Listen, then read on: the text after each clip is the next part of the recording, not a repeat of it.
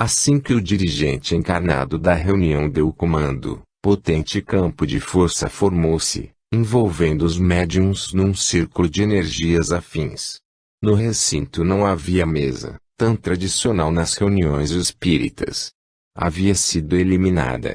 Os médiuns formavam um círculo e, no centro, havia 2 operadores ou terapeutas, conforme eram chamados os doutrinadores de outrora. Vi um dos cientistas, que se fazia acompanhar de 2 magos negros. Havia uma cintilação em torno deles, formando um campo energético que disfarçava sua aparência. Os médiuns se preparavam para auxiliar os mentores na tarefa da noite. O cientista desencarnado ria com desdém, acreditando na superioridade de seu poder e em seus recursos tecnológicos. Estávamos presentes Catarina, João Cobu, Wallace e eu, além dos espíritos que coordenavam os trabalhos na noite. Os médiuns Maria Clara, Conceição, Reginaldo, Arthur, Luiz Antônio e Débora buscavam todos concentrar-se nos comandos do operador, que dirigia os trabalhos no plano físico. Notei que todos estavam na expectativa do que ocorreria ali. Quanto a mim, sentia-me envolvido em imensa curiosidade quanto ao desempenho dos amigos encarnados e desencarnados. Um dos operadores, Márcio, colocou-se no meio da sala. Ao estalar os dedos, reunia energias que se aglutinavam em torno dele, formando um turbilhão que lembrava um remoinho. À medida que o operador conduzia a reunião com seus comandos verbais e movimentava os dedos, estalando-os, energias poderosas repercutiam, parecendo varrer o ambiente com íons, que limpavam as auras dos participantes. Pai João aproveitou a oportunidade, logo no início dos trabalhos, para nos dar uma explicação a respeito da força do pensamento e da palavra, bem como dos sons em geral. Toda a mente, começou Pai João, emite em torno de si um campo de influência, que é gerado a partir das ideias e formas pensamento que criou. Esse campo, composto e mantido por ondas mentais, terá maior ou menor intensidade e expansibilidade de acordo com a força mental que o sustenta. Entretanto, independentemente do alcance dessa energia psi, que a mente gera ininterruptamente, sempre há interação com outras mentes, que também agem constantemente na manipulação de suas criações. Por isso, meu filho, a ação mental do operador nos trabalhos mediúnicos, e, especificamente neste caso, na apometria, sofre sensível aumento com a ação dos demais médiuns presentes. Quando o ser pensa, prosseguiu o traço, lança no espaço em torno de si substâncias, raios e ondas, projetados também nas dimensões de igual teor vibracional inferiores. Tais substâncias, de natureza mental, têm consistência e existência real, embora ainda indetectáveis pelos aparelhos da tecnologia material terrestre. São os chamados elementais artificiais, criações da dimensão do pensamento que flutuam ou gravitam em torno das pessoas que os geraram, produzindo uma atmosfera e um fluxo de corrente eletromagnética de natureza contínua. É essa característica do campo mental que o determina a atração de outras formas pensamento, análogas entre si, ainda que geralmente os seres que emitiram tais substâncias mentais nunca tenham se encontrado fisicamente. Durante a reunião, o que observamos na operação e formação de campos de força de grande potência é exatamente a união das criações mentais dos operadores encarnados e dos seus mentores. Não há necessidade de aproximação física para que pensamentos de natureza semelhante se associem. Na união de tais formas e criações mentais, surgem a sintonia e atração, que fazem com que a corrente mental recém-formada ganhe força e intensidade. Enquanto o Pai João falava, busquei observar as criações mentais elaboradas através dos comandos apométricos. A força do vento solar, pronunciava o operador encarnado, estalando os dedos num processo que eu nunca havia presenciado. Imediatamente um turbilhão de energias vindas do alto penetrou no ambiente, desfazendo larvas, bactérias e outros elementos perturbadores da harmonia. Notei que os cientistas e magos estremeceram, olhando uns para os outros. Já começavam a se sentir abalados em suas convicções. Limpeza com o vento solar e a ação das salamandras, ordenou o operador. Neste instante, penetrava no ambiente da casa espírita um batalhão de formas ígneas, seres elementais que irradiavam energias poderosíssimas em torno de si. Aderiam à estrutura perispiritual dos médiuns, limpando suas auras e queimando resquícios de energias densas, porventura existentes. Fiquei imaginando se o operador que dava os comandos apométricos também não seria um mago. Pai João, sem cerimônia, continuou com a explicação. Com a força de atração e o poder exercido pelo pensamento disciplinado, pode-se entender o valor inestimável da qualidade do campo mental, meu filho. É bom estudar o poder mental para compreender os comandos apométricos, do contrário, o indivíduo que compareça à reunião tenderá a pensar que são apenas palavras e gestos. Ledo engano, tudo tem um significado e um porquê. Sabemos que pensamentos de alegria, saúde, paz e otimismo propiciam a irradiação de ondas de altíssimo padrão vibratório, criando, desse modo, um campo de intensa luminosidade em torno do indivíduo que o gerou. Com base nisso, pode-se prever a ação desse contingente de pensamentos sobre os fluidos e energias do plano astral, quando bem orientados por um operador experiente com conhecimento de causa. Quando o operador apometra pronuncia os sons característicos dessa prática, falou ainda o pai velho traço, tais como os nomes das letras gregas alfa, beta, gama, delta e epsilon. Ele tão somente canaliza as vibrações do pensamento, materializando a força mental e moldando o ambiente em torno de si com a força aglutinada da matéria mental. Todo o pensamento atrai outro da mesma força e característica, tal é a lei. Quando o indivíduo se mantém em sintonia com pensamentos de energia, vigor, empreendimento e progresso, é natural que encontre sempre uma força semelhante que impulsione seu pensamento para frente e para o alto. Isso nos fez lembrar que a natureza dos pensamentos classifica o tipo evolutivo de cada pessoa. Os seres se agrupam ou se repelem de acordo com ela. Se são nutridos os pensamentos de natureza religiosa, por exemplo, as pessoas se juntam em torno de um ideal religioso. Se, por outro lado, o teor dos pensamentos for de natureza política e econômica, naturalmente os indivíduos se filiarão a um partido político, por exemplo, no qual encontrem ressonância entre as ideias alimentadas. Falo tudo isso, meu filho, para que se fique atento às companhias espirituais. No caso de uma reunião de caráter mediúnico, o pensamento é tudo. Ninguém improvisa a concentração da força mental apenas em alguns minutos de reunião semanal.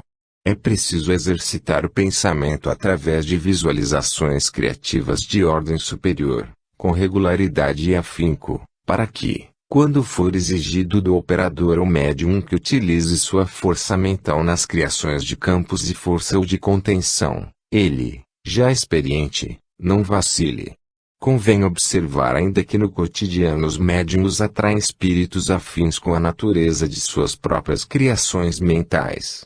Todo o pensamento exerce repercussão imediata em torno de nós. Observe mais atentamente os comandos apométricos. Agucei ainda mais minhas percepções e vi quando o operador, no meio do círculo, formava campos de contenção para que, mais tarde, fossem detidas as entidades do mal.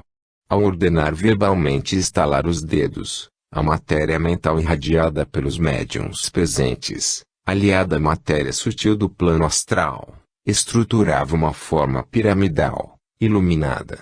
Era algo maravilhoso de se ver.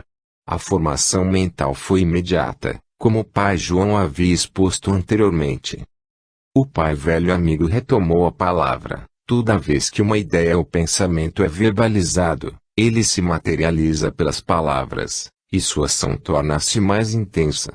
Pronunciando um pensamento, tornando-o audível, pode-se exercer uma ação mais direta e poderosa do que somente pensando.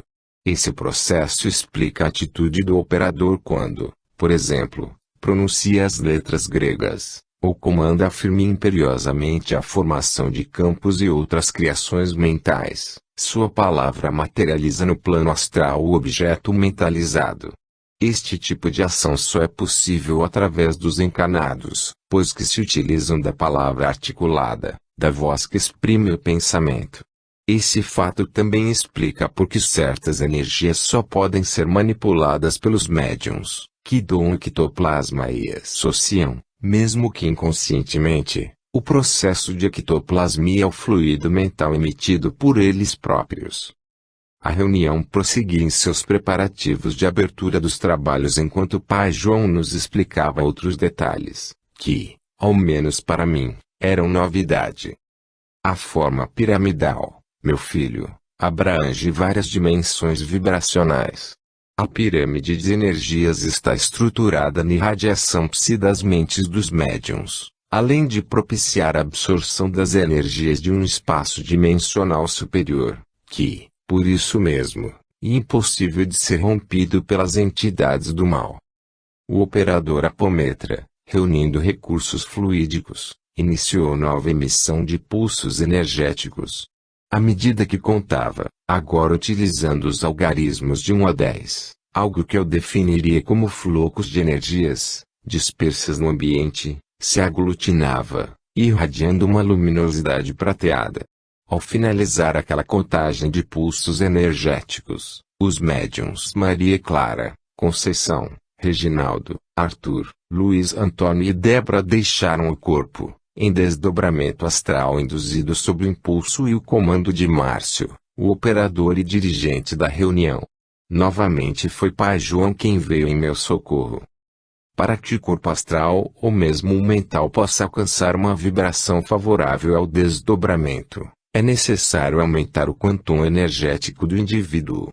Ao emitir os pulsos de energia, canalizada pela vontade firme e disciplinada e dinamizada pela contagem dos pulsos magnéticos, nosso companheiro Márcio, o coordenador encarnado dos trabalhos, impulsiona os corpos espirituais dos médiuns, desdobrando-os. É como se emprestasse energia a eles, condensando as vibrações originalmente dispersas no ambiente e projetando-as sobre seus corpos. Os médiuns, desdobrados, imediatamente nos reconheceram no ambiente extrafísico, como também aos mentores da reunião. Comportaram-se naturalmente, nos cumprimentando e seguindo o comando para suas tarefas. Acompanhei Reginaldo e Arthur à região onde se localizava o laboratório dos cientistas. Um dos espíritos que provinha da base sombria já se encontrava no ambiente da reunião, observando o andamento dos trabalhos, juntamente com um dos magos negros. Seguimos com a equipe espiritual e os 2 médiuns desdobrados até a entrada da caverna onde se localizava o laboratório. Parecia que eles já estavam bastante treinados para a ocasião, recebiam os comandos através do cordão de prata, que fazia com que permanecessem conectados a seus corpos físicos. Ouvindo os comandos de Márcio, o coordenador dos trabalhos, tanto Arthur como Reginaldo se colocaram a postos, ligados mentalmente aos mentores espirituais dos trabalhos da noite. Uma equipe numerosa de guardiões estava atenta e auxiliava os médiuns desdobrados. Podia divisar o cordão de prata, que possibilitava aos médiuns descrever cada detalhe para os demais integrantes da reunião. Eram ouvidos pela boca física, no fenômeno denominado autopsicofonia. Transmitiam tudo o que viam e ouviam para o ambiente da reunião mediúnica. Todos estavam de prontidão. Penetramos o ambiente do laboratório central e observamos outros guardiões, que se postavam junto aos espíritos dedicados ao mal. Quando os 2 médiuns, Arthur e Reginaldo, chegaram ao ambiente, os guardiões do local os envolveram e conduziram para determinado canto da caverna. Os médiuns foram munidos de aparelhos e redes magnéticas, criadas mentalmente pelo operador, Márcio. De um momento para outro, os 2 rapazes desdobrados pareciam exalar uma estranha nebulosidade de seus corpos espirituais. estavam em processo de doação de ectoplasma, a energia nervosa que somente os encarnados possuíam e que atuaria como combustível psicofísico para que a equipe dos guardiões pudesse desarticular as bases das sombras localizadas no pico do Itatiaia.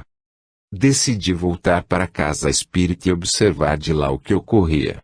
Assim que entrei, pude notar que Márcio, o coordenador dos trabalhos no plano físico, tinha voz resoluta e ordenava os comandos apométricos com firmeza, tocando levemente a região correspondente ao chakra frontal de Arthur, que neste momento estava desdobrado, no laboratório.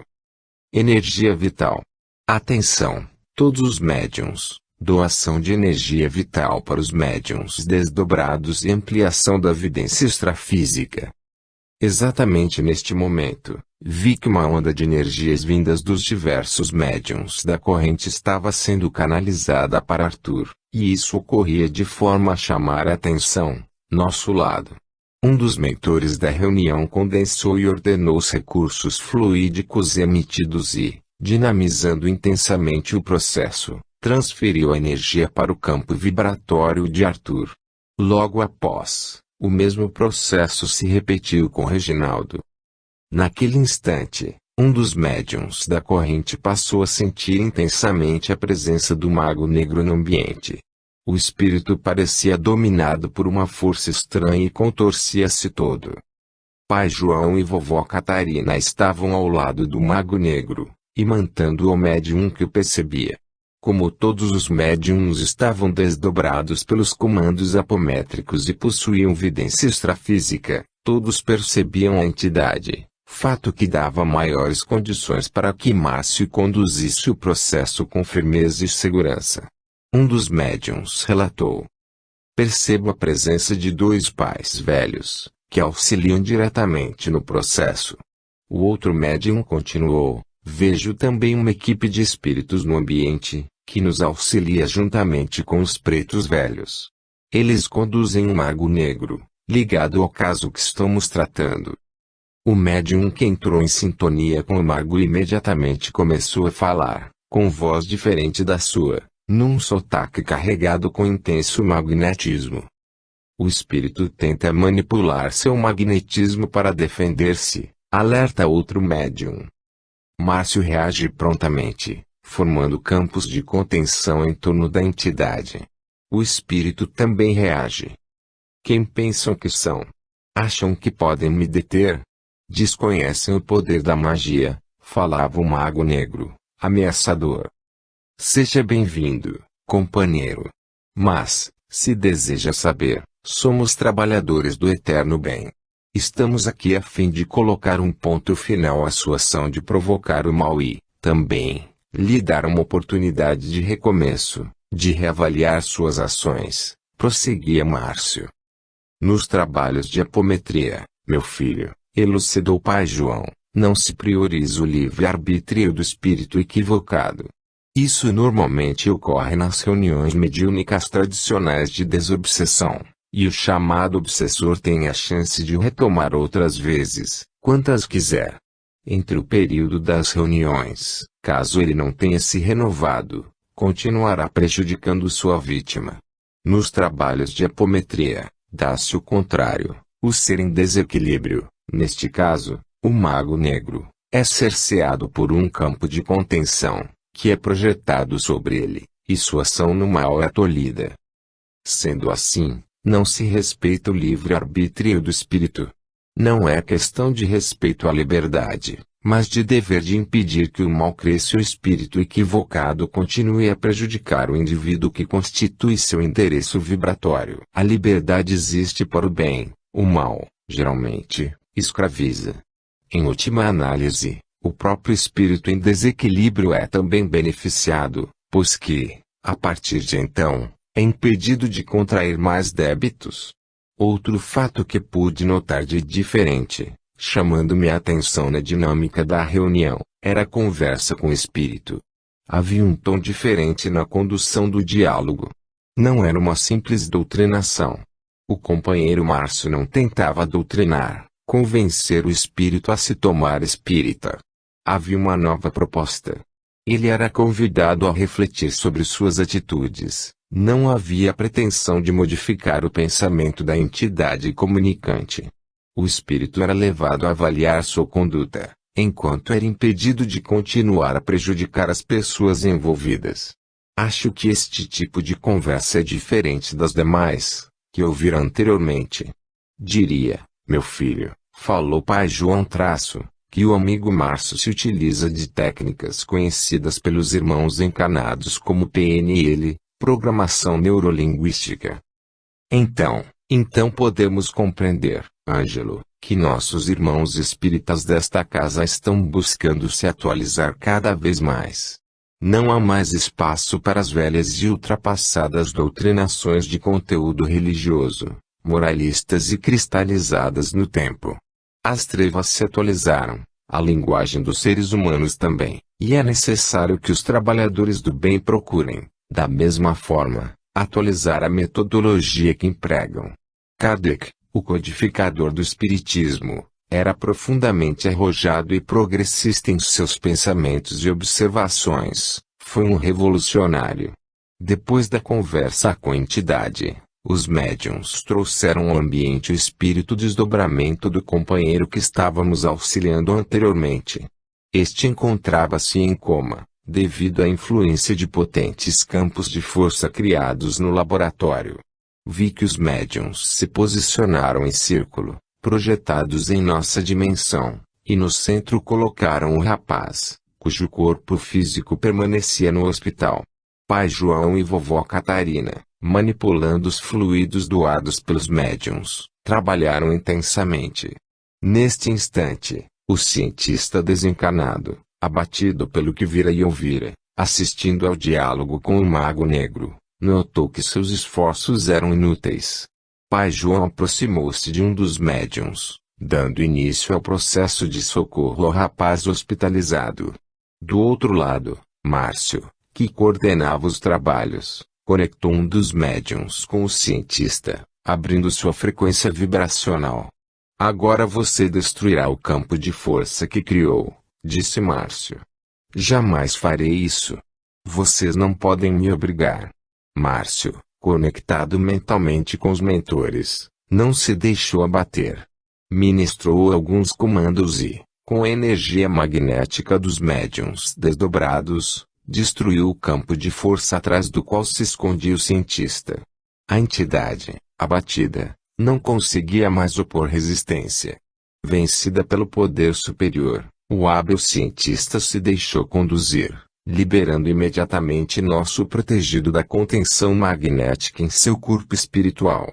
Como resultado imediato, o perispírito do rapaz foi atraído de volta ao corpo físico, que repousava no hospital.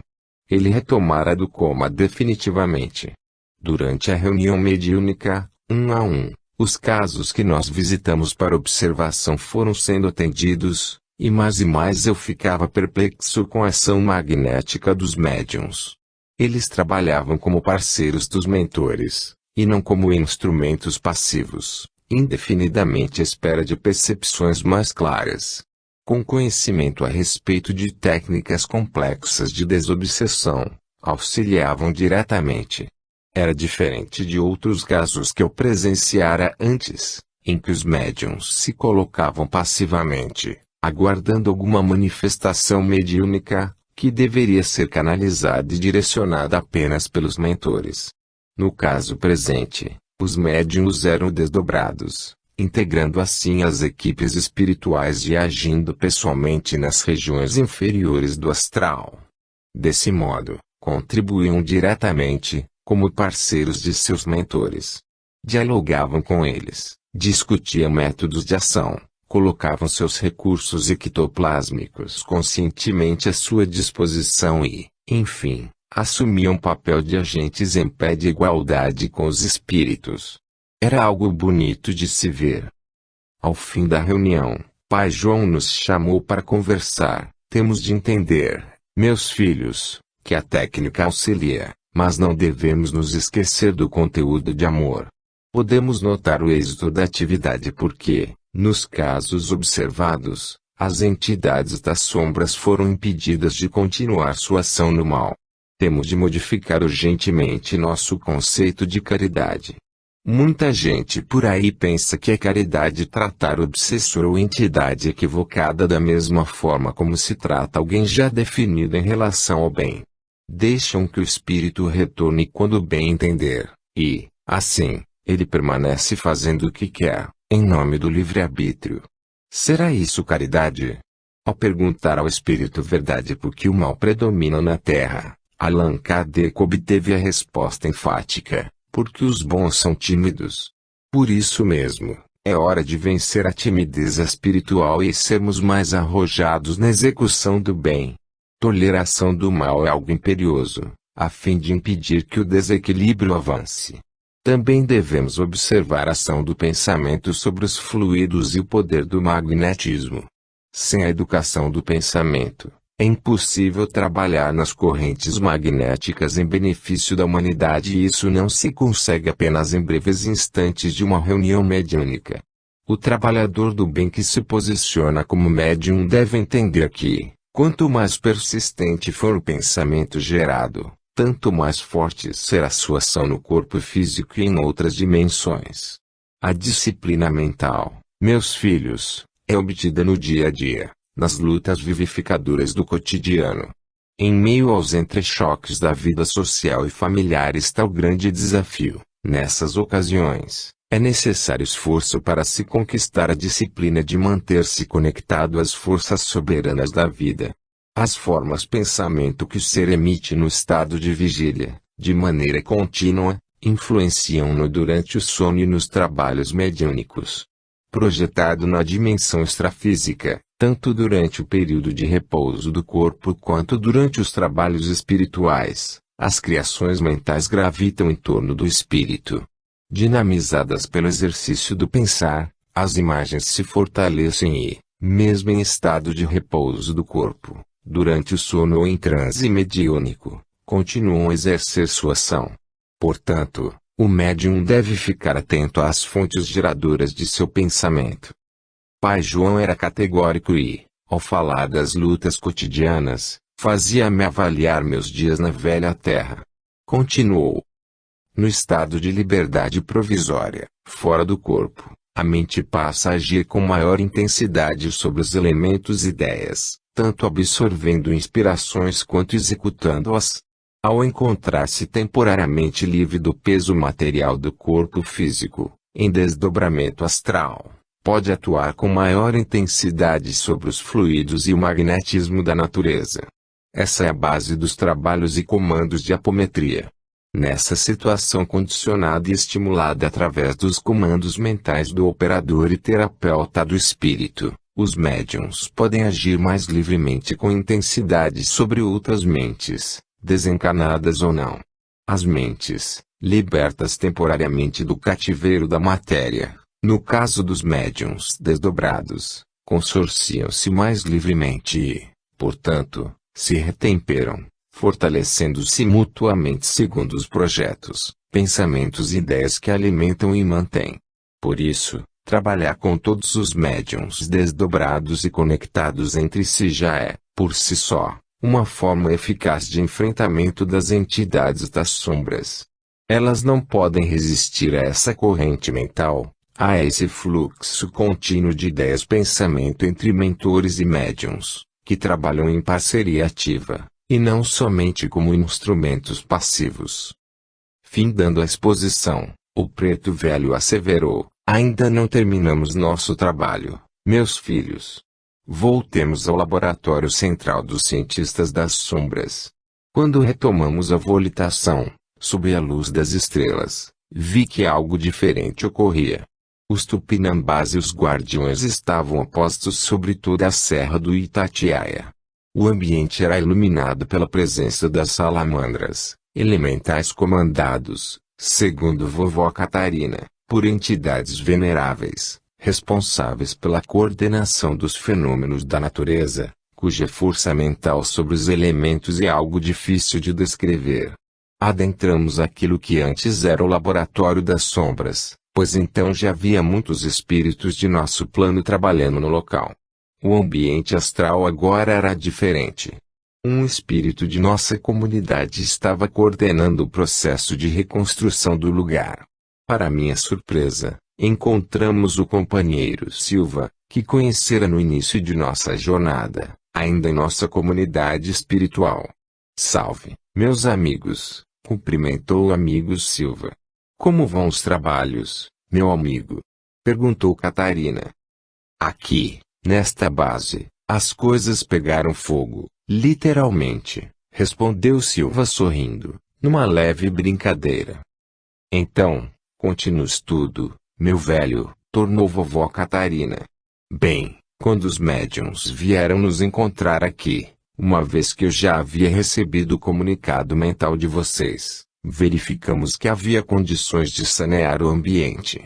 Com o ectoplasma e o magnetismo dos médiuns e a ação das salamandras, literalmente foram derretidos os aparelhos utilizados pelas entidades sombrias. Quando, na reunião mediúnica realizada na casa espírita, destruiu-se o campo de energia em torno do espírito cientista, os clones que eles estavam preparando aqui, no laboratório, explodiram um a um. Parece, Catarina, que as duplicatas astrais das pessoas envolvidas no caso estavam conectadas com a mente do cientista. Desfeito o campo de força, tudo ruiu, e toda a estrutura ficou desprotegida. Nossos camaradas, os guardiões e os médiuns, auxiliaram-nos tão intensamente que restou pouca coisa para nós. E agora, o que vamos fazer com este local? Perguntou Lasse. Vamos aproveitar a construção fluídica, meu filho, e transformá-la em posto de socorro espiritual. Daqui partirão caravanas de auxílio, que trabalharão em conjunto com outras já em ação, em benefício da humanidade. Pai João, vovó Catarina e Silva foram inspecionar o novo posto de socorro. O Lasse e eu saímos para a exuberância da Serra do Itatiaia e pudemos contemplar milhares de espíritos, guardiões, caboclos e pais velhos, assim como as famílias elementais de silfos, gnomos, salamandras ondinas. Mais ao longe, vindo de nossa comunidade, avistamos uma equipe de médicos do espaço, especialistas na técnica sideral, e outras falanges que chegavam para transformar o ambiente em uma base avançada do nosso plano. Observando como tudo se passava, o Alácio comentou: são os filhos de Aruanda, a pátria espiritual no mundo maior. Veja, Ângelo, como todos trabalham unidos no propósito, embora a diversidade de espíritos, culturas e métodos. Quem sabe um dia nossos irmãos encarnados aprenderão a superar o preconceito religioso e doutrinário e reconhecerão que somente a união no amor poderá transformar a Terra. Como diz nosso pai João, falei, união sem fusão, distinção sem separação. Isso mesmo, meu amigo. Abraçados, juntamo-nos às equipes de caboclos tupinambás, com o objetivo de auxiliá-los no preparo do ambiente extrafísico. Trabalhávamos em conjunto, sem separatismo nem fronteiras, unidos na proposta do bem, do belo e do amor. Neste momento, não existiam espíritos espíritas, umbandistas ou espiritualistas. Todos éramos, simplesmente, filhos de Deus. Quando estávamos envolvidos nas atividades espirituais às quais nos dedicávamos, o espírito conhecido como Caboclo Tupinambá nos chamou a atenção, apontando para o alto. Uma luz intensa se projetava sobre toda a serra no qual nos encontrávamos. Aruanda, Aruanda, falou um guardião. Logo depois, outra luz partia em direção ao alto. Eram os pretos velhos, que retornavam com sua vestimenta fluídica original, desafiadora do orgulho e do preconceito. Retornavam para Aruanda, a pátria espiritual dos caboclos e pais velhos.